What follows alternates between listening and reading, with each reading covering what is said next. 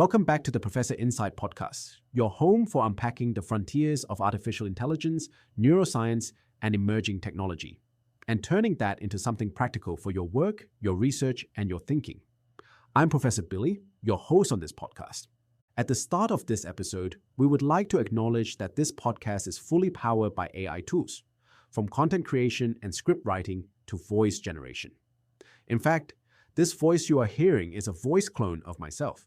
This is all done with human supervision and manual curation. Now, today's episode is a little different.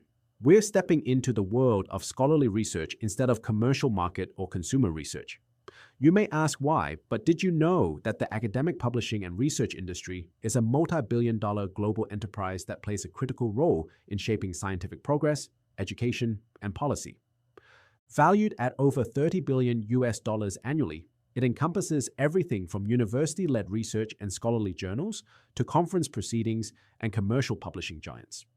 Major academic publishers like Elsevier, Springer Nature, Wiley, and Taylor and Francis dominate the landscape, generating billions in revenue primarily through journal subscriptions, article processing charges, and institutional access fees.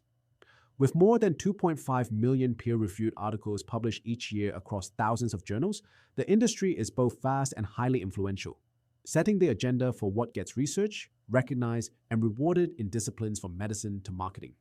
So in this episode, we will be exploring how generative artificial intelligence, especially large multimodal models like ChatGPT 4.0, may reshape the landscape of academic marketing and consumer research.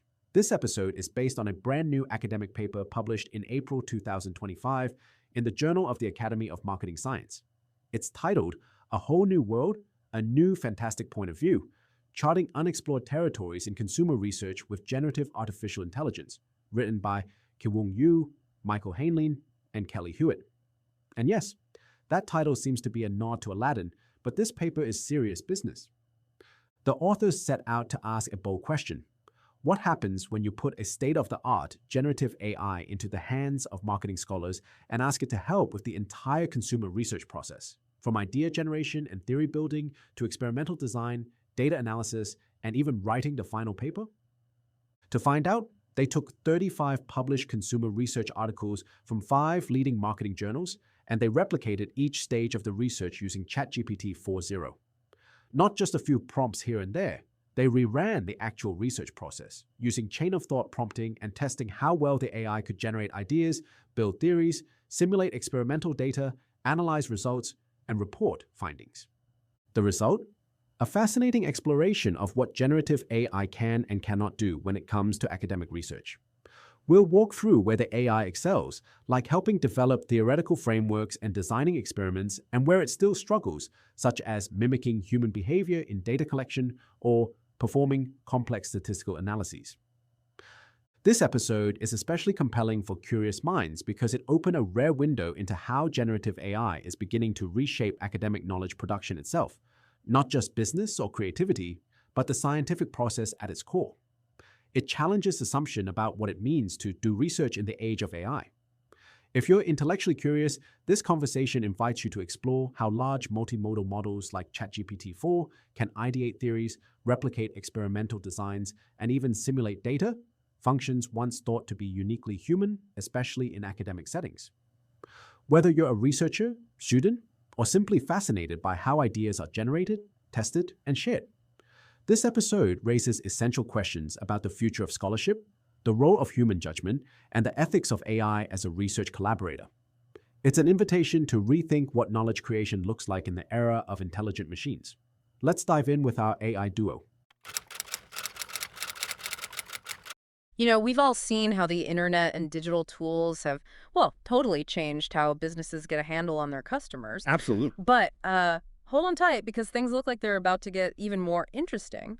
We're seeing these completely new tools emerge that could, basically revolutionize how we do consumer research. It really is a fascinating time. I mean, for years, we've relied on the standard stuff. Right. Surveys, focus groups, digging through past data. Right. The usual suspects. Yeah. And now suddenly we have AI that can like actively participate in almost every single step of the research process. It's quite a shift. And that is exactly what we're diving into today. We've got this really thought-provoking study, just came out in the Journal of the Academy of Marketing Science. Oh, yeah? The title kind of gives it away.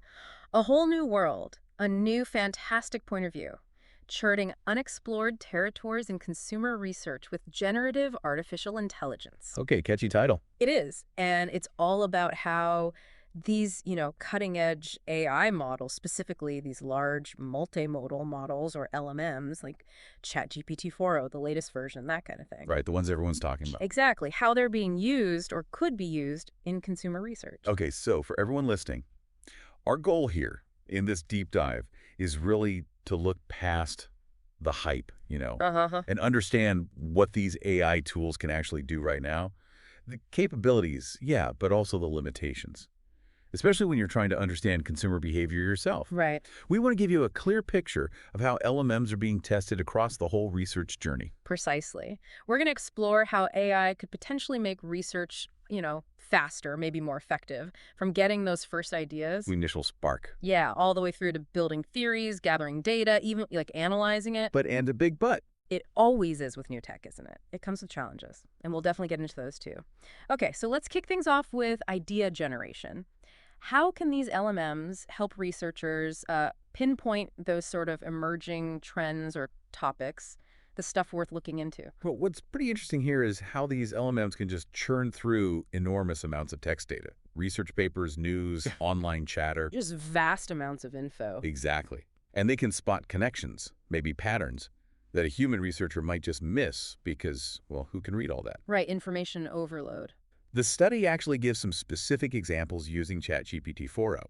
When they asked it about general consumer stuff, the AI suggested looking into how feeling crowded affects shoppers differently online versus, say, in a physical store or some hybrid setup. That's quite specific. Yeah, and it actually connects to some recent work someone else did. So it's not just random ideas. It's linking them to existing research. Pretty much. It also flagged another potential area related to a different study.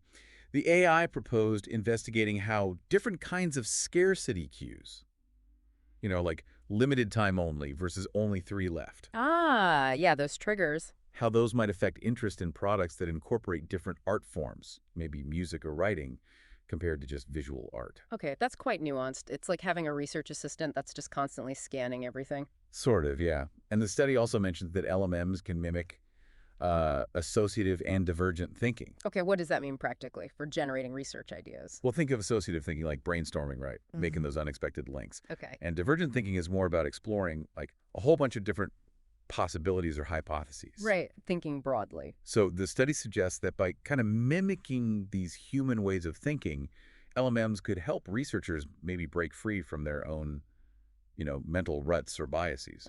Interesting. Because the AI is just looking at data patterns, it might sidestep our ingrained assumptions. That's the idea. It could potentially push the boundaries a bit, help uncover maybe more novel insights. That definitely sounds promising. But were there any downsides, limitations the study found in this idea phase? Yes, and this is really important for anyone thinking of using these tools. While the AI can generate ideas, the study found it wasn't so great at backing them up with solid existing research. Oh, how so?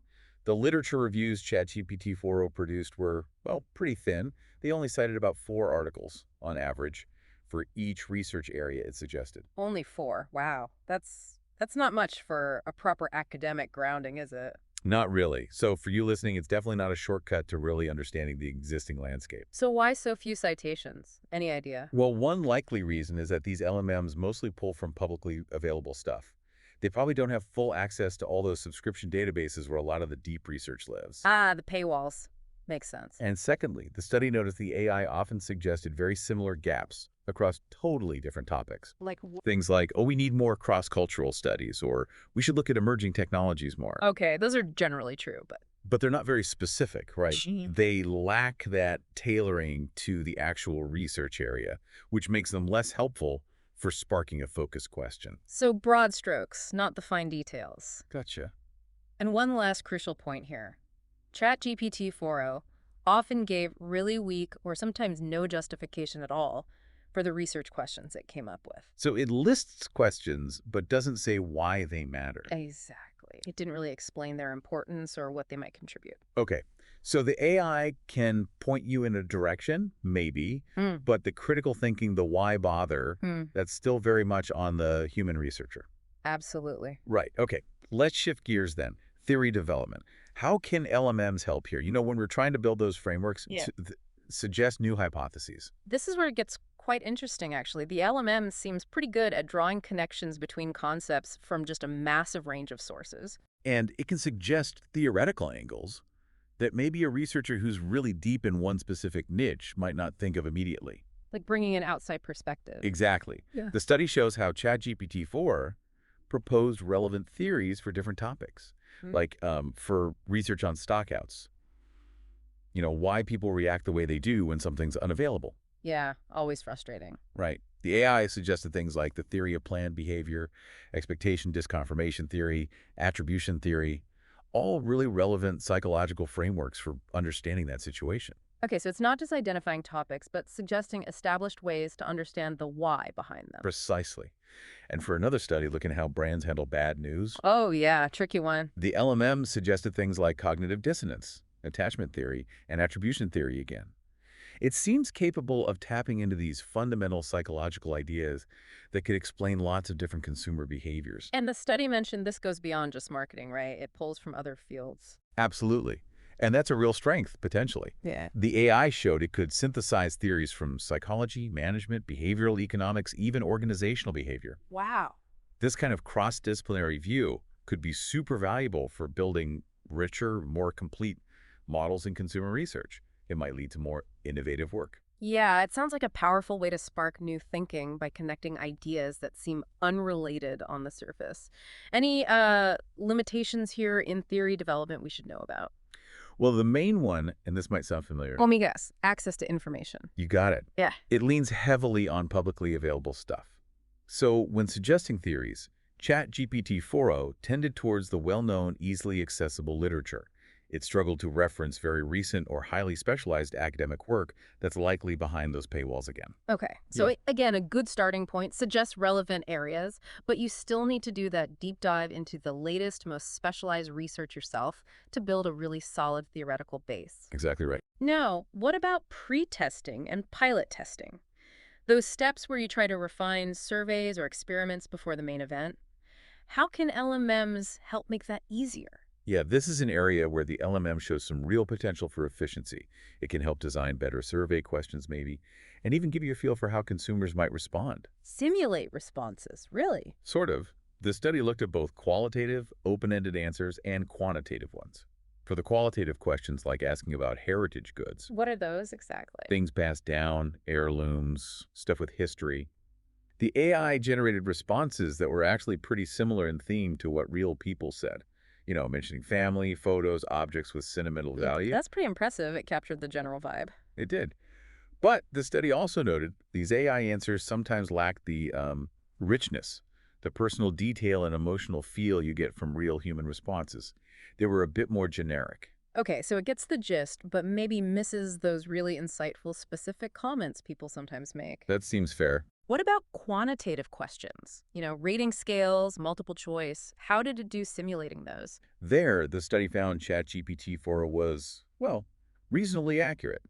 For instance, asking where heritage goods came from, inherited, gifted, bought, the AI's predicted distribution of answers was broadly similar to the original research findings. Okay. And similarly, looking at shampoo use in hotels like shared bottles versus individual ones, the AI's predictions about how people would react lined up generally with the original study's main conclusions. That's pretty good. It seems to grasp the overall trends in those kinds of responses. Yes, but here's a key point the study made. Researchers could likely improve the quality of the LMM's responses, make them more human-like, by giving much more specific instructions and detailed definitions in the prompts. So prompt engineering is key. It seems so. Yeah. It's about learning how to talk to the AI effectively. Clearer input, better output. Makes total sense. Okay, let's talk data collection proper, specifically for experimental designs, which are so central to consumer research. How can LMMs be used here? Right. This is where the study found a really intriguing capability. The LMMs can be instructed to generate what the researchers called silicon samples. Silicon samples, like fake participants. Essentially, yeah. Think of them as computer-generated sets of responses that mimic real participant data within your experiment. You feed the AI your survey items, the different instructions for each experimental group, even images if needed. You can give it images? Apparently so. They managed to upload multiple images in one prompt for an experiment that used visuals. And the AI then creates a whole data set of simulated responses based on all that. So it can basically run the experiment virtually without needing real people initially? In a sense, yes. The researchers successfully got ChatGPT 4o to generate these silicon samples, matching the number of participants in the original studies, assigning them to the right conditions. Wow, that sounds incredibly efficient. You could get a preliminary data set super quickly. It is efficient. And the study mentioned these data sets are easy to work with, downloadable as standard CSV files, ready for analysis in regular stats software. Okay, that's practical, but there has to be a catch, right? Well, the big caveat, and the study stresses this, is that these weren't full-blown replications with humans. They're simulations. So you can't directly compare the results one-to-one with the original findings. Human data is just inherently messier, more variable. Right. It's a simulation, not a replacement for real-world data, but maybe useful for, like, checking if your design makes sense or exploring potential outcomes before spending a ton on a real study. Exactly. That seems to be the value proposition right now. It's a fast, cheap way to get an initial feel for how your experiment might play out before you commit the major resources needed for human data collection. Okay, so we have data maybe from humans, maybe these silicon samples. Now, analysis, the crunching the numbers part. What can LMMs like ChatGPT 4o do here? The study found it's surprisingly capable with a lot of standard statistical analyses if you prompt it correctly. Like what kind of analyses? Things like correlations, t-tests for comparing groups, ANOVAs for multiple groups, chi-square tests, even regression analyses to look at relationships between variables. That's quite a toolkit. It is. And often, it would even provide the Python code so researchers could run it themselves independently to double-check. That's helpful. A big step up from older models, I assume. Oh, definitely. But it wasn't all smooth sailing. The study also found ChatGPT 4o struggled with more complex techniques. Such as? Things like mediation analysis, figuring out the how or why in a relationship, and moderated mediation, which looks at when or under what conditions that relationship holds. The more sophisticated stuff. Right. Sometimes the researchers had to ask multiple times just to get the AI to even try those. And if it couldn't actually do the analysis, it would often just give instructions on how to do it using software like SPSS or R. So it can guide you, maybe handle the basics, but for the really complex analyses, you still need human expertise and proper stats software. That seems to be the case right now. But here's where it got really interesting and maybe a bit concerning. Uh-oh. What's that? When they actually compared the results from analyzing the LMM-generated silicon data versus the results from the original published studies, they didn't match up. In fact, in about 97% of the replications they tried using the AI data, the results were different. 97%? That's huge. Different how? Contradictory. Sometimes contradictory, yeah. Or the effect sizes, the strength of the findings were substantially different, just not aligned with the original human-based research. Wow. Okay, so why? Is the AI just bad at stats? Well, their analysis suggests probably not. Okay. Because when they took the AI's silicon data and analyzed it themselves using standard software, they got the same results that ChatGPT 4 produced. So the analysis itself was correct for that data? Right. The more likely issue, and this is really the key takeaway here, seems to be the LMM's current inability to generate silicon samples that truly capture the nuances and variability of actual human behavior and attitudes. Ah, so the data it generates isn't human-like enough. Exactly. The AI-generated data often seemed too clean, maybe too consistent. It lacked those natural fluctuations and individual differences you always see in data from real people. Okay, that's a critical distinction. It's not the analysis engine, it's the data generation engine that's falling short in mimicking humans accurately. That appears to be the main challenge right now. It really highlights the limits of relying solely on AI to produce data that genuinely reflects complex human responses. Right. Very important point. Okay, so we've gone through the whole process, almost. What about the end stage? Reporting findings, writing things up for publication. Can LMMs help there? The studies suggest they can offer some basic help, yeah. Mainly in providing a structural outline for a manuscript. Like the basic sections, intro, methods, results. Exactly. You prompt it, and ChatGPT 4o can generate an outline with those standard sections. It might even suggest some general points to cover within each one. Okay, that could maybe save a bit of initial setup time when staring at a blank page. Potentially a starting point. But the study also noted the actual suggestions the LMM made for content, especially for the intro and discussion sections, were pretty generic. Lacking specifics. Yeah, very much so. They lacked depth and didn't really offer novel insights or arguments tied specifically to the research findings. They often sounded very similar regardless of the actual research topic. Like boilerplate text. Kind of. For one example, replicating a study on brand name spelling, the AI just suggested the intro should, quote, discuss the importance of understanding these effects for brand management, which is, well, pretty obvious and broad. Right, stating the obvious, not really pushing the thinking forward. Exactly. And experts who evaluated these outlines for the study basically said, yeah, the LMM is good at staying on topic and following instructions for structure, but it's not great at delivering original ideas or accurately reflecting the specific research results in its suggestions. So it gives you a template, maybe, but the heavy lifting, crafting the compelling story, articulating the unique contribution that's still firmly on the researcher's shoulders. Precisely. It's more like a basic organizational tool than a sophisticated writing partner at this stage. Okay, so we've covered the whole research cycle. Based on this study, what's the big picture? What's the overall assessment for listeners trying to grasp the potential and the pitfalls? Well, the study's main conclusion is pretty balanced, I think. It suggests LMMs show strong potential in certain areas, definitely theory development, and also generating those silicon samples for experimental designs, even with the caveats we discussed. Okay, strong potential there. Then there's reasonable or maybe moderate potential for idea generation, for pre-testing and pilot testing, and for that initial reporting structure. Sort of helpful, but not game-changing yet. Something like that. But where they're currently less useful, according to this study, is data analysis specifically because of that difficulty in mimicking human behavior accurately in the silicon samples, and also in handling those really complex statistical procedures. Right, so summing it up, a potentially powerful assistant can augment many research stages, but definitely not ready to replace human researchers, especially for understanding human complexity and rigorous data work. That seems to be the crucial takeaway. And the study also looked ahead, didn't it? Pointed towards future research direction. Oh yeah, always good to see where things might be heading. What did they highlight? Well, they suggested future work should definitely compare different LMMs, not just ChatGPT 4.0, since others might have different strengths. Makes sense. Also exploring better prompting techniques, like something called retrieval augmented generation, or RAG. What's that? It basically involves giving the AI access to a specific curated knowledge base, like a set of relevant research papers, to improve the accuracy and relevance of its output. Ah, so that could potentially help with the shallow literature reviews and maybe theory generation by feeding it better info. That's the hope.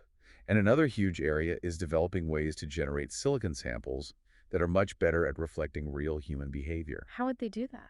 Ideas mentioned include things like digital twin panels, basically sophisticated AI simulations of individual consumers, or maybe even specialized AI models trained specifically on psychological response data for certain situations. Wow, that sounds ambitious. It does. They also raised a really important flag about avoiding research becoming too homogeneous if everyone starts using the same AI tools trained on the same data.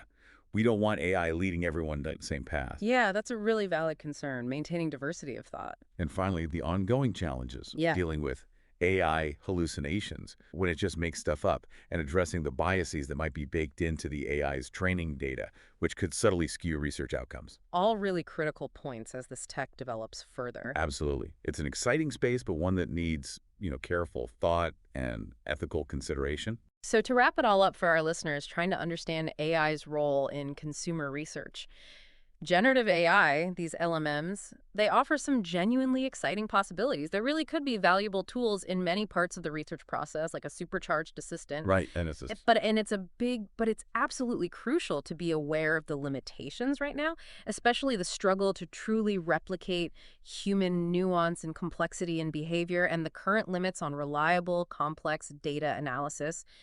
It's a tool to augment human intelligence, not replace it. Not yet, anyway. Well said. I mean, maybe that leads to a final thought for people to chew on. As these AI tools get woven more tightly into how we study consumers, how is that going to fundamentally change our understanding of people, of what drives their choices and actions. That is definitely something to mull over as you navigate your own understanding of consumers and research. If you want to explore this much deeper, we really do recommend checking out the original article. It's in the Journal of the Academy of Marketing Science, and it goes into way more detail on all these points about using generative AI in consumer research.